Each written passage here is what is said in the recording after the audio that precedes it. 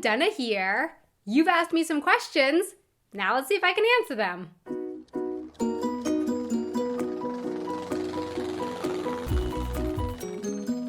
It's actually been about a year and a half since I did the last Q&A video, which was I think the only Q&A video I've ever done. So let's just go ahead and jump right into the questions. Who is Mr. German Man? Mr. German Man is my husband, and he's German. Do you switch your wedding ring from one hand to the other? Nope, and I couldn't do this even if I really, really wanted to because my fingers are not the same size on both hands, so I would not be able to switch the ring. And Mr. German Man and I decided when we got married that we would both wear our wedding ring on the left hand. How cold did it get where you lived in Florida? I think the coldest that I remember it getting in South Florida was 9 degrees Celsius, and that was like really extreme. Do you speak German? Yeah, I do, and I'll put a link down below to a video that I made all in German. What language do you speak at home with Mr. German Man?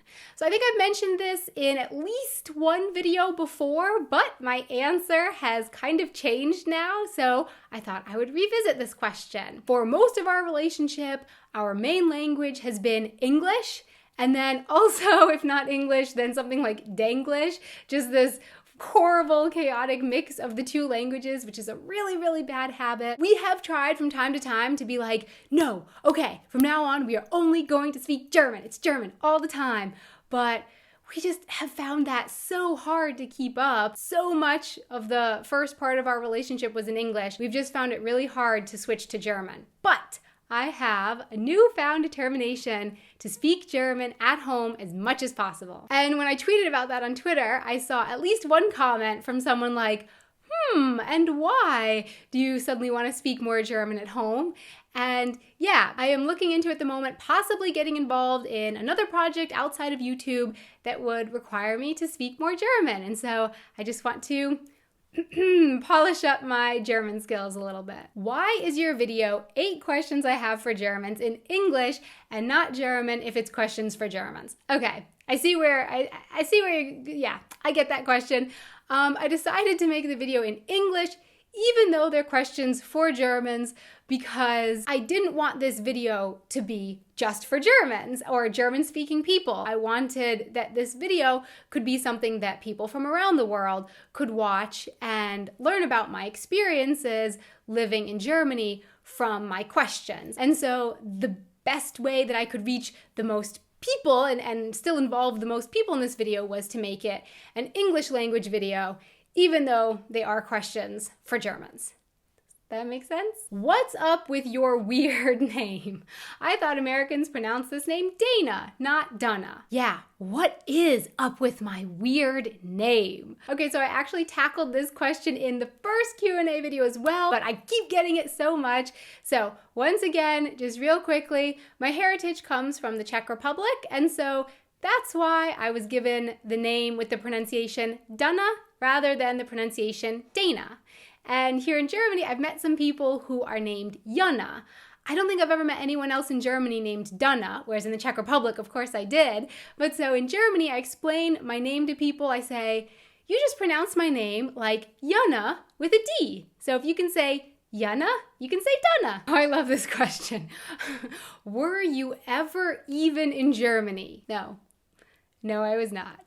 Next question. Do you come from Bielefeld? I think this question comes from the clock that I have on my blue background. And no, I don't come from Bielefeld. I am from the US. I moved here from Florida, and now I live in Munich. Do you just make YouTube videos, or what is your profession? So I'm a freelancer, which means for me that I do lots of different things. Making YouTube videos is one of them. In addition to that, I work as a presenter with the Bayerischer Rundfunk for TV and online videos. I do voiceover work sometimes. I'm also a writer. A few years ago, I published my first book, Found in Prague, which unfortunately is unavailable at the moment, but I am thinking about trying to figure out how I can get that back to being available. But what I'm really excited about is that I've recently finished writing my second novel, and I'm right now looking for publishers. Hopefully get the book out. I would really love to get it out as soon as I can. I'm really excited for people to read it. I am so homesick. Did you feel homesickness and how did you overcome it? Oh, homesickness. Yeah, that's a hard one. I did feel homesickness and I made a video about the emotional stages that I experienced when I moved to Europe, and I'll put that down below. And how did I overcome it? I tried to remind myself of 3 things as often as I could, wrote them down and tried to just think about them whenever I was feeling homesickness. One, it was what I really loved about that place. So whether it was Germany or first when I moved to the Czech Republic, what did I love about living there?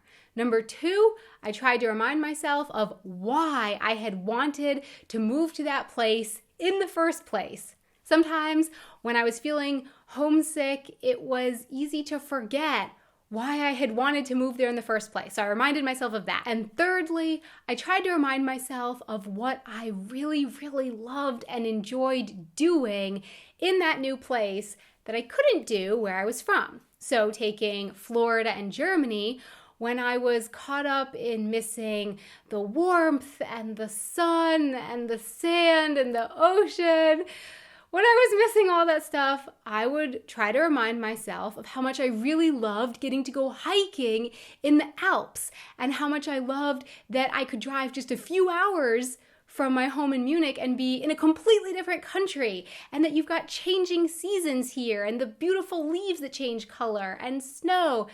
And so I just tried to remind myself of those things and keep myself positive that way. So my question for you is, what other questions would you like to see me answer in a Q&A video?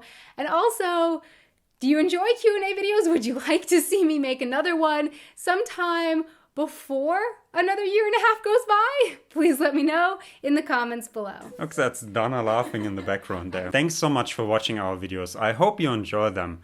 And thanks for watching this video here. As a little extra for December, we will have some more videos coming out, probably on Friday, and they're mostly filmed by me. I hope you enjoy them. Have a nice day. Auf Wiedersehen. That's still Donna laughing. I don't know, Bielefeld just sounds like a nice bee field to me, a nice spring name. So actually, I did tackle this video in the first Q&A video, this question. Mostly filmed by me. I hope you enjoy them as well. Thank you. Bye.